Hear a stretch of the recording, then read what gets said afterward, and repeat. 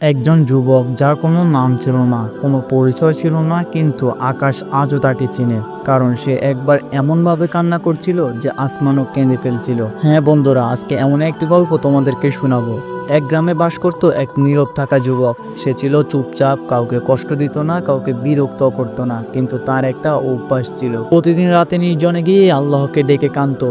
এক রাতে সে বলে, হে আমার রব, আমি জানি আমি ভালো না, তবে যদি তোমাকে হারিয়ে ফেলি আমি আর কার কাছে যাব। সে কাঁদতে কাঁদতে সেজদায় পড়ে যায়। রাতের আকাশ ছিল পরিষ্কার, কিন্তু তার কাঁদার সময় হঠাৎ বৃষ্টি শুরু হয়। মানুষ ভাবলো হালকা বৃষ্টি, কিন্তু এক বুড়ো আলেম বললেন, এই বৃষ্টি আকাশের কান্না, একজন পাপী আল্লাহর কাছে ফিরে এসেছে।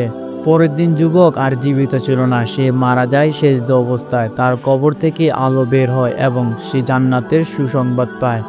আমি আর তুমি কতদিন কাঁদিনি আল্লাহর জন্য। হয়তো এক ফোঁটা চোখের পানি আমার তোমার আখিরাতের নাজাতের দরজা খুলে দেবে। শেয়ার করো এই গল্পটি, যাতে তোমার দ্বারা আরেকজনের জীবন বদলে যায়।